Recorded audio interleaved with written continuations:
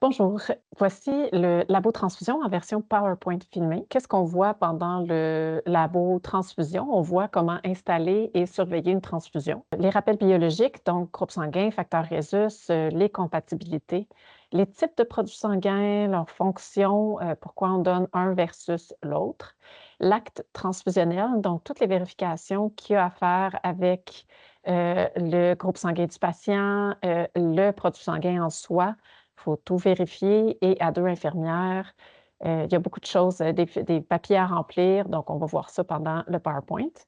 Comment, administrer et faire les surveillances, des produits sanguins et évidemment, pendant les surveillances, on va surveiller les réactions transfusionnelles. Il y en a plusieurs, on va les voir une par une avec leur concept théorique et les traitements associés. Ce qui est important à comprendre pour, le cours de transfusion sanguine, c'est, les groupes sanguins, les antigènes, les anticorps. Donc, il y a, un complexe ABO. Le patient doit être compatible avec ce groupe sanguin-là. Les antigènes, c'est ce qui est présent sur le globule rouge du patient, puis c'est capable de provoquer une réaction immunitaire. L'antigène, en fait, qui est présent sur le globule rouge, c'est l'antigène du groupe sanguin du patient. Donc, si le patient est A positif, il y a des antigènes A. L'anticorps, c'est un soldat. Donc, lui, il n'est pas sur le globule rouge, il est dans le sang sous forme libre et il va réagir avec un antigène étranger. Si on est un groupe A, on n'a forcément pas des anticorps A, sinon on s'autodétruirait. Si on est A, on a des anticorps anti-B. Donc, s'il y a du sang de donneur B qui entre dans notre sang, on va le détruire. Même chose pour le groupe B. Si on est un patient qui a un groupe sanguin B, on a forcément des antigènes B, mais on a des anticorps anti-A. Bref, on a l'anticorps opposé de nos antigènes.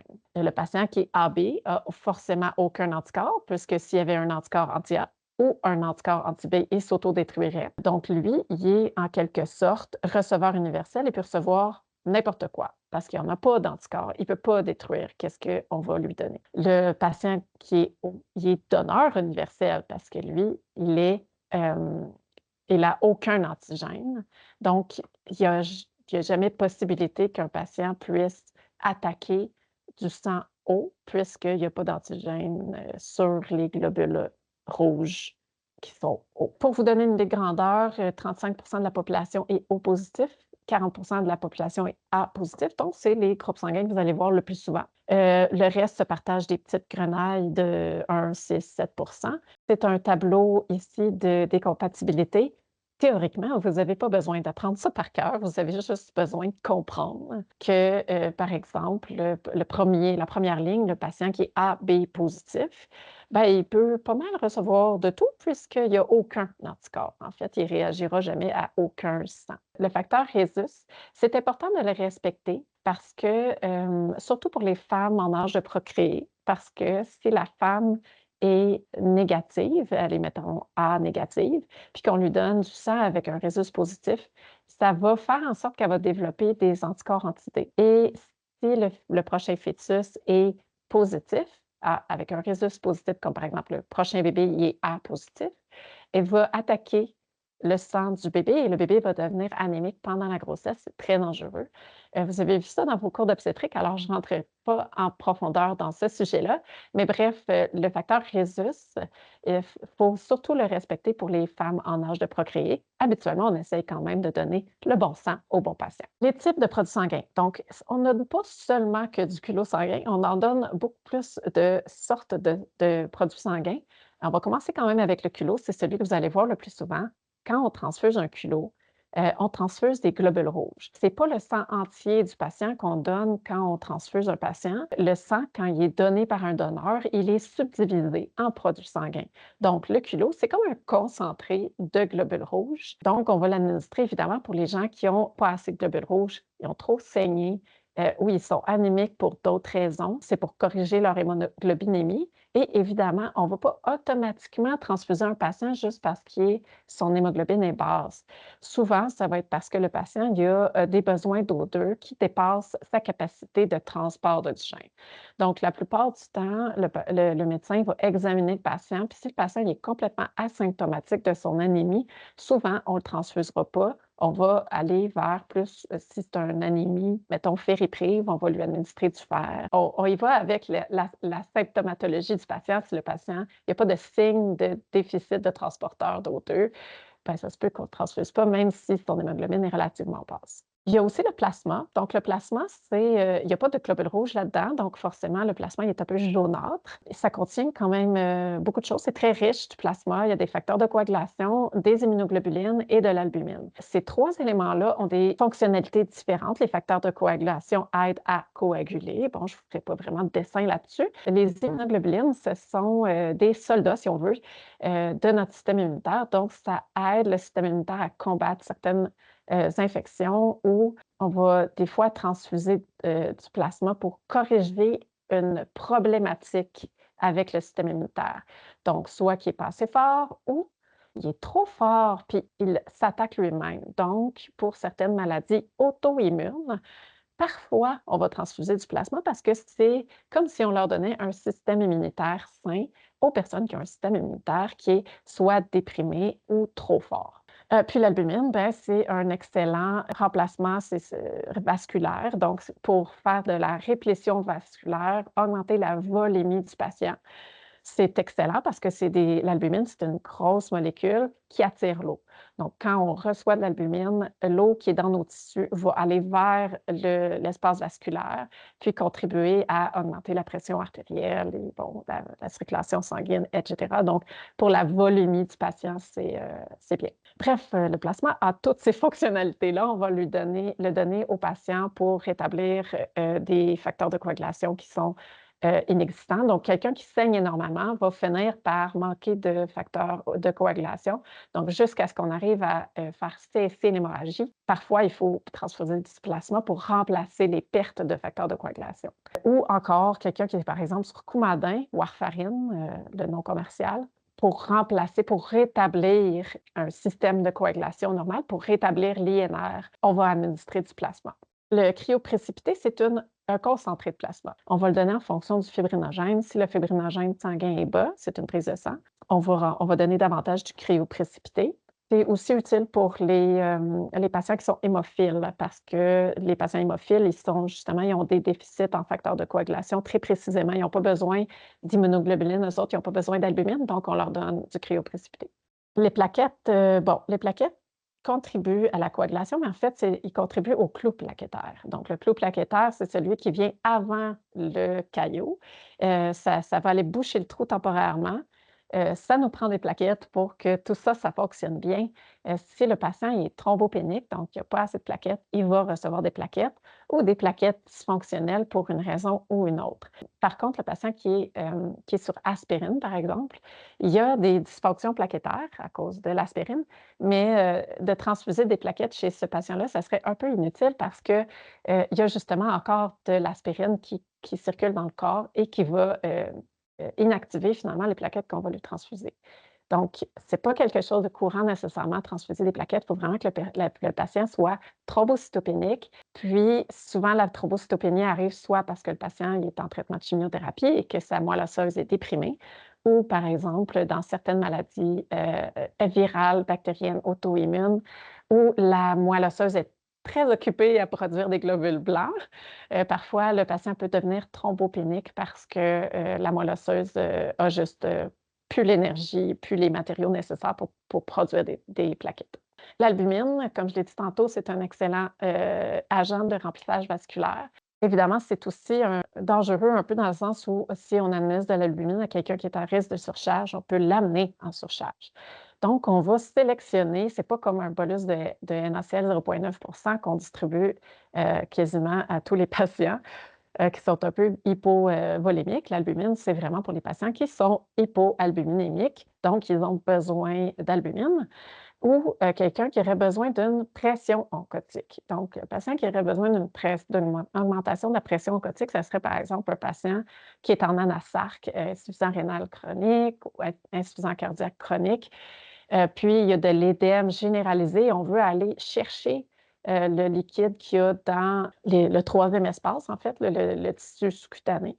Donc, on veut aller mobiliser ce volume-là. Bien, on va leur donner de l'albumine, puis ça va permettre d'augmenter la volémie sans nécessairement donner du volume, parce que l'albumine est très concentrée. Puis, évidemment, on parle aussi d'immunoglobulines. Les immunoglobulines peuvent être administrées en version séparée pour les patients qui ont des déficits immunitaires ou des maladies auto-immunes. En pédiatrie, ça ne serait pas totalement impossible que vous en administriez parce que les enfants, ils ont des systèmes immunitaires un peu immatures. Donc, parfois, ils vont être soit trop déprimés, ou parfois ils vont être trop forts, puis ils peuvent faire des maladies comme par exemple la maladie de Kawasaki. Je ne vais pas vous expliquer c'est quoi, je vais vous laisser aller chercher ça. Mais la maladie de Kawasaki, c'est comme une réaction auto-immune pendant laquelle l'enfant va attaquer ses vaisseaux sanguins. C'est quand même assez dangereux.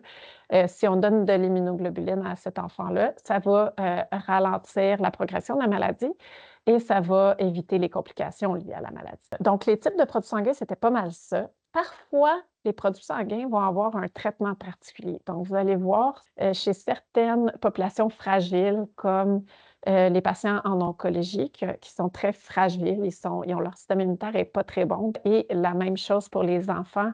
De façon générale, en pédiatrie, on donne des produits sanguins qui sont traités, qui vont être CMV négatifs, donc cytomégalovirus négatif. Le cytomégalovirus, c'est un virus qui est courant. Une grande quantité de la population a ce virus-là dans leur sang. Tant que tu as un bon système immunitaire, en fait, tu ne tombes pas malade de ça. Mais évidemment, si la personne est immunosupprimée, il faut éviter le plus possible de la contaminer, en fait, avec du cytomégalovirus.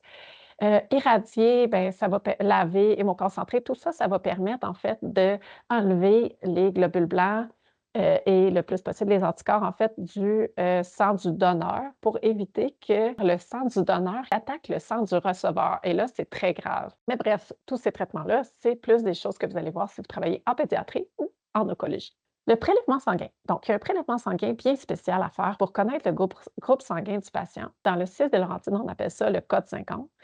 Mais vous allez souvent voir dans les prescriptions médicales, parfois les médecins peuvent prescrire un type and screen, un type cross-match, typé groupé. C'est tous des équivalents.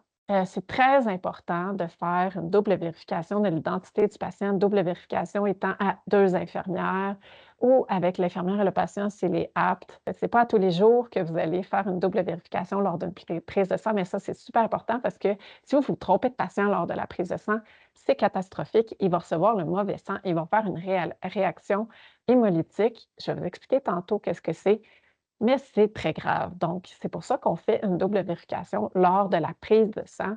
On refait cette prise de sang-là à toutes les 96 heures pour des raisons de sécurité, mais aussi parce qu'il n'y a rien qui dit que le patient ne peut pas développer des anticorps nouveaux entre deux code 50. Donc, à toutes les 96 heures, il faut refaire le code 50. Ceci, sauf les nouveau-nés, parce qu'ils n'ont pas de système immunitaire. Donc, pour les 4 premiers mois de vie, pour les nouveau-nés, on ne les répète pas. Vous allez voir aussi, il y a une nouvelle procédure maintenant. On fait un code 50 initialement avec une double vérification de l'identité du patient puis un formulaire à remplir par rapport à ça. On l'a vu en labo. Vous allez voir que si le patient n'a jamais eu de code 50, la banque de sang va demander une deuxième vérification, donc une deuxième prise de sang plus tard. C'est maintenant une nouvelle pratique. C'est la bonne pratique, en fait, de faire 2 codes 50 si le patient n'a pas de groupe sanguin connu.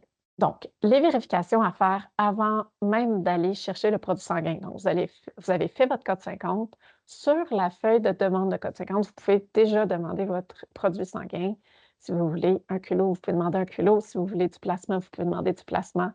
Bref, vous savez que la banque de sang, elle va faire le groupe sanguin, puis elle va préparer votre produit sanguin. La banque de sang va vous appeler pour vous dire « Votre produit sanguin est prêt ». Parfois, ça prend à peu près 1 heure de faire le groupe sanguin et de préparer le produit sanguin. Ce n'est pas parce que la banque de sang vous appelle que vous êtes obligé d'aller le chercher immédiatement. Je vous rappelle que vous avez 4 heures à partir de la date d'émission, donc à partir du moment où le produit sanguin est sorti de la banque de sang. À partir de cette heure-là, vous avez 4 heures pour infuser toute la transfusion. Donc, théoriquement, il faudrait que vous soyez prête à le brancher et à le partir quand vous recevez votre produit sanguin. Donc, le mieux, c'est de faire certaines vérifications avant d'aller le chercher pour être sûr que vous soyez vraiment prêt quand vous recevez le produit sanguin à le débuter. Donc, avant d'aller chercher le produit sanguin, vous allez vérifier que la prescription n'a pas changé, que le médecin n'a pas changé d'idée. S'il y a une prémédication à administrer, vous allez l'administrer. Par exemple, il y a certains patients qui sont connus pour faire des réactions légères, d'urticaire, de nausées. Bref, ce patient-là peut recevoir des produits sanguins, mais il va avoir une prémédication, par exemple, du Pénatril, du Gravol, peu importe. Le groupe sanguin est-il à jour? Donc, si vous avez fait votre code 50 le jour même, vous le savez. Si le code 50 a été fait hier, c'est correct, il est encore à jour. Il est bon 96 heures, mais il faut s'assurer que le groupe sanguin est à jour. Les signes vitaux, donc on fait des signes vitaux surtout parce que s'il y a des anomalies, par exemple, des anomalies qui peuvent un peu brouiller les cartes lors d'une réaction transfusionnelle. Par exemple, le patient est fébrile. C'est peut-être une bonne idée, avant de débuter le produit sanguin, que le médecin soit au courant que le patient fait de la fièvre. Est-ce que le médecin veut donner la transfusion tout de suite? Est-ce qu'on administre un Tylenol, on attend que le patient soit afébrile, puis on commence la transfusion sanguine? Bref, s'il y a des anomalies aux signes vitaux, ça serait bon que le médecin le sache et que vous fassiez un plan de match ensemble. Le CTV est-il bon? S'il n'est pas bon, ben, il faudrait le changer parce que quand vous allez recevoir le culot, ce n'est pas le moment de faire fouiller pour une nouvelle voie veineuse. Est-ce que le patient est en train de recevoir un médicament qui va prendre des heures avant de terminer? Bien, si c'est le cas, peut-être que ce serait une bonne idée de mettre une autre voie pour administrer votre produit sanguin. Petit rappel, aucun produit sanguin est compatible avec quoi que ce soit d'autre que du NaCl 0,9 Vous ne pouvez jamais mettre ça en dérivé d'un médicament. Est-ce que vous avez votre NaCl dans votre chambre, le NaCl 0,9 avec une tubulure? Est-ce que vous avez une pompe volumétrique? Parfois, on couraille pas mal pour avoir des pompes volumétriques. Donc, est-ce qu'elle est dans votre chambre? Est-ce qu'elle est fonctionnelle? Puis, est-ce que le receveur est consent à recevoir du sang? Donc, le consentement, normalement, rempli par le médecin, mais je vérifie toujours que, même si le patient il a signé le consentement, je double vérifier avec le patient qu'il est d'accord pour recevoir le produit sanguin. Autre vérification, donc, vous avez fait les vérifications avant d'aller chercher votre produit sanguin, tout le monde est content. C'est le moment d'aller chercher le produit, vous recevez le produit. Il y a des vérifications à faire avant de débuter le produit sanguin. Donc, il y a une feuille qui vient avec le produit sanguin. Il faut faire la vérification de ça, des informations du produit sanguin et des informations du patient. On fait ça à deux. Quand vous êtes prêt, que vous avez fait la double vérification, vous amenez cette feuille-là avec votre produit sanguin au chevet. Puis, vous pouvez inscrire l'heure de départ au chevet du patient. Faites la double vérification, évidemment, de l'identité du patient au chevet. Faites le vide d'air avec un filtre. Tous les produits sanguins doivent être filtrés. Il y a certaines exceptions. Je ne rentrerai pas dans les détails par rapport à ça, mais la très grande majorité des produits sanguins doivent être filtrés. Signes vitaux, on les fait au début. Restez dans la chambre les 15 premières minutes. Vous avez toujours un petit quelque chose à faire, un soin. Organisez-vous dans votre journée pour que les 15 premières minutes, vous soyez, si ce n'est pas dans la chambre, mais près de la chambre du patient pour être sûr que s'il y a une réaction transfusionnelle, vous soyez prêt. 15 minutes plus tard, vous faites les signes vitaux, un examen physique. Ensuite de ça, ça va à toutes les heures jusqu'à la fin de la transfusion. Puis 30 minutes après, parce qu'il peut y avoir des réactions transfusionnelles post-transfusionnelles. On commence la transfusion sanguine avec un débit lent et on peut ensuite, après 15 minutes, s'il n'y a pas de réaction transfusionnelle majeure, augmenter le débit pour administrer la totalité du produit sanguin en 4 heures au total. Le débit, ça va être selon votre jugement clinique. Vous pouvez le mettre vraiment au débit que vous voulez selon les besoins. Si le patient est très symptomatique et il a besoin de son produit sanguin plus rapidement, vous pouvez le mettre plus rapidement. Si le patient est à risque de surcharge, transfusez le don en 4 heures. Et on surveille les signes de réaction transfusionnelle pendant toute la transfusion. À chaque fois que vous rentrez dans la chambre pour faire des signes vitaux, vous vérifiez les signes de réaction transfusionnelle. Une fois que la transfusion est terminée, on ne jette pas le sac du produit sanguin dans les poubelles. On garde ça, on met ça dans un Ziploc. Le produit sanguin, la tubulure, on met tout dans un Ziploc. On termine de signer l'heure de fin, on signe le bordereau qu'on agrafe avec le Ziploc de produits sanguins. Puis, on renvoie ça à la banque de sang. Donc, la banque de sang va garder les produits sanguins consommer finalement pendant, un certain temps pour si jamais le patient développe des réactions transfusionnelles tardives, ils vont pouvoir faire des tests sur le sac qui reste. Ajouter les produits sanguins dans les ingestions excréta et évidemment surveiller les signes de réaction transfusionnelle. Au dossier, dans votre note, tout ça, ça va aller dans votre note. Vous savez déjà faire des notes en 4e session, j'ai pas besoin de vous faire un dessin. Donc, les signes vitaux, votre examen physique va aller dans vos notes au dossier, l'heure du début de la transfusion, le débit, le numéro de don. Quand 15 minutes plus tard, vous augmentez le débit, à combien d'ml/heure vous l'avez administré. Tous les signes vitaux et les évaluations physiques que vous allez faire aux heures, l'heure de la fin de la transfusion, les signes vitaux et la réaction du patient 30 minutes post. Si à n'importe quel moment le médecin a été avisé, vous vous êtes fait un plan de match, ça va dans vos notes. N'importe quel appel à la banque de sang, ça va dans vos notes aussi et toutes les interventions que vous avez dû faire pendant la transfusion, évidemment. Réaction transfusionnelle mineure, on a des réactions fébriles. C'est vraiment la plupart du temps ça qui va arriver. Votre patient va faire un peu de fièvre. Il faut absolument vérifier qu'il n'y a pas de signes et symptômes de choc septique, votre patient. Donc, est-ce qu'il y a des pouls filants, en diaphorèse, est-ce qu'il est tachycarde, hypotendu, étourdi, est-ce qu'il y a une altération d'état de conscience, une oligurie, bref, des signes de choc septique. Donc, s'il n'y a pas de signe de choc septique associé, que c'est de la fièvre isolée, de la fièvre ou une augmentation de la température de plus d'1 degré. Donc, même si votre patient ne fait pas de fièvre, si vous avez commencé votre transfusion sanguine puis qu'il faisait 36,6 buccal, bien, s'il fait 37,7 buccal, c'est considéré comme de la température parce que la variation de température était trop élevée. Et c'est la même chose pour aussi une diminution de plus de 1 degré. Donc, n'importe quel changement de plus d'1 degré finalement de température, ça serait quelque chose qui demanderait d'arrêter la transfusion et de jaser un peu avec votre médecin. Autre réaction transfusionnelle mineure possible, ça serait de l'urticaire. Donc, c'est une éruption cutanée en plaques, pruritique, là, c'est très, très, très, ça pique. Donc, c'est une éruption cutanée qui est particulière. Là, le patient va devenir rouge. Il peut avoir de l'édème aussi au niveau des mains, au niveau des yeux, des oreilles, peu importe, mais il peut avoir un petit peu d'édème associé. Évidemment, c'est une réaction c'est une éruption cutanée qui est normalement en lien avec l'anaphylaxie. Donc, cette fois-ci, il faut vérifier que votre patient n'a pas d'autres signes et symptômes de réaction transfusionnelle majeure. Est-ce qu'il y a des signes et symptômes d'anaphylaxie, votre patient? Est-ce que son fond de gorge est normal ou sa luette est enflée? Est-ce que sa voix est normale ou elle est rauque? Est-ce qu'il y a du stridor? Est-ce qu'il y a des sibilances? Est-ce qu'il est tachycarde, hypotendu? Est-ce qu'il y a des douleurs abdominales? Est-ce qu'il a vomi? Est-ce qu'il a envie d'aller aux toilettes puis qu'il y a de la diarrhée? Est-ce qu'il y a une altération de l'état de conscience? Il est mal perfusé? Bref, n'importe quel symptôme qui s'apparenterait à quelque chose de plus grave comme une anaphylaxie. Donc, il faut rechercher ces symptômes-là. Le médecin va vouloir savoir si le patient il y a une anaphylaxie ou si c'est un urticaire simple. Si c'est une réaction cutanée seulement, c'est possible que le médecin vous demande de redémarrer la transfusion et simplement donner du Benadryl. Bref, pour une réaction transfusionnelle mineure, on arrête la transfusion, on débute notre NaCl, 0,9 TVO. On prend les signes vitaux, on recherche les signes de réaction transfusionnelle majeure et on avise le médecin. On fait une petite jasette avec le médecin, on se fait un plan de match. Si le médecin décide qu'il ne veut pas recommencer la transfusion, c'est bien correct, c'est lui qui décide.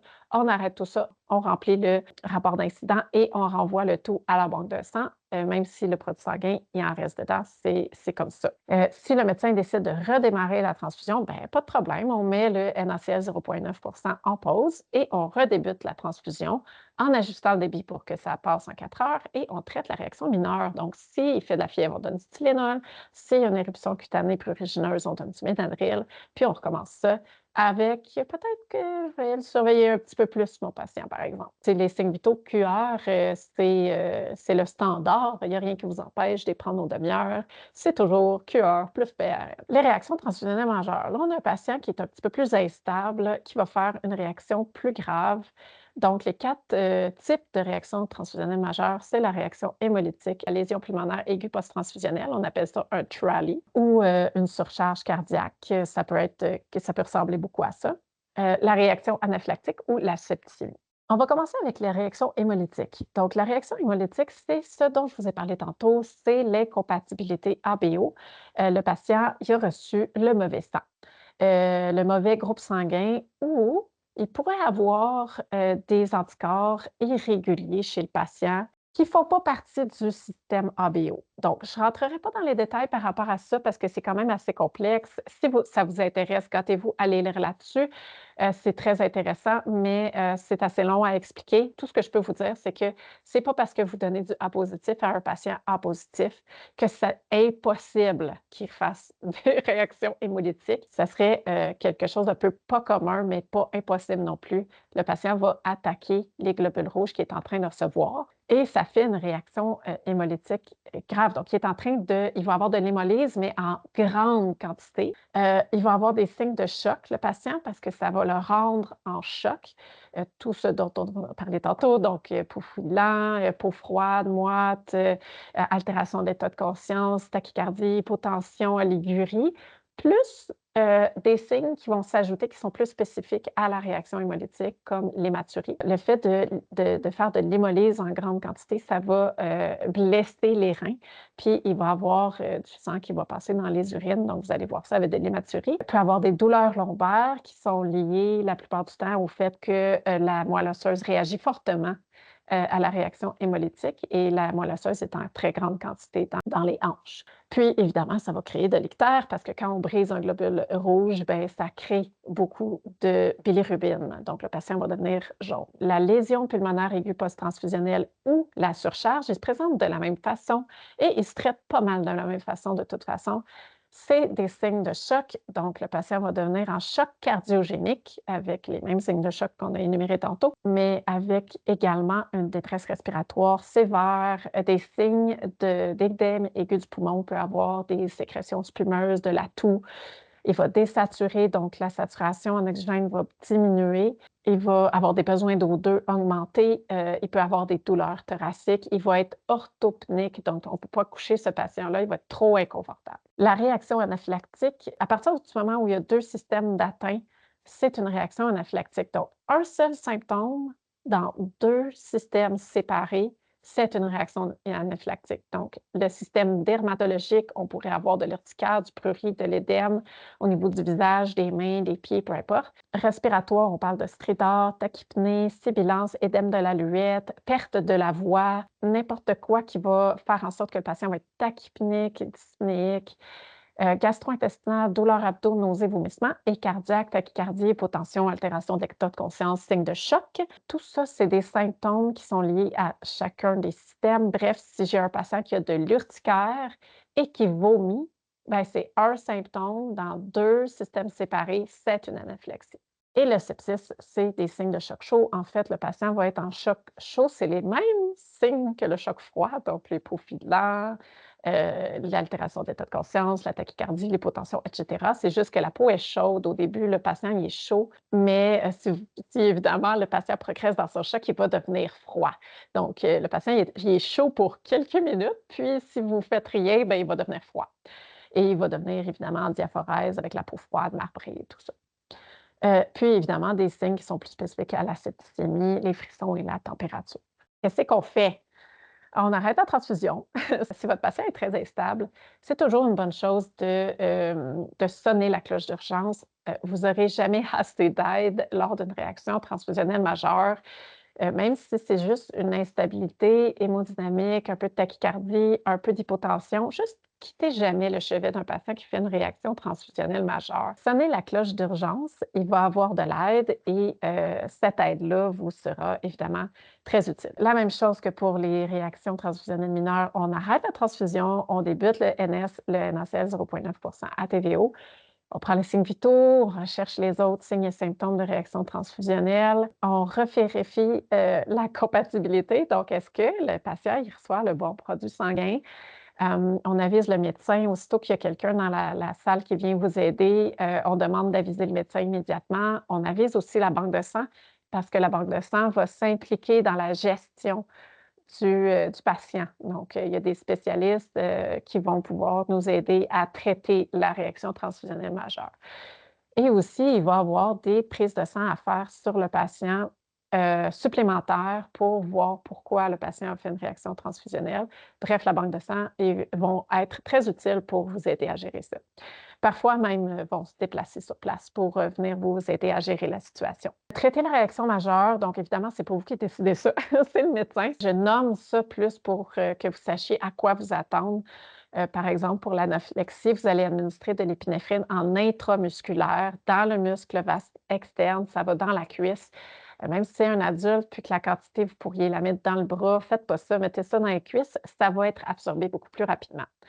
On peut donner des bolus de NaCl 0,9 de l'oxygène au besoin. Le médecin va prescrire aussi des corticostéroïdes en intraveineuse pour contrôler l'anaphylaxie. On peut donner du Benadryl pour le prurit aussi en intraveineuse, puis le patient va avoir besoin de surveillance cardiaque pendant au moins 4 heures. La réaction hémolytique, le patient va être instable hémodynamiquement, donc c'est possible qu'il ait besoin de recevoir du NaCl, du NaCl 0,9 en bolus, de l'oxygène au besoin. Des inotropes, c'est des médicaments qui aident le cœur à contracter, qui aident à augmenter la pression artérielle. C'est des médicaments qui se donnent en perfusion. À ce moment-ci, c'est toujours utile d'appeler les soins intensifs pour qu'ils vous aident à préparer ces médicaments-là, qui ne sont pas des médicaments qu'on administre normalement sur des étages réguliers.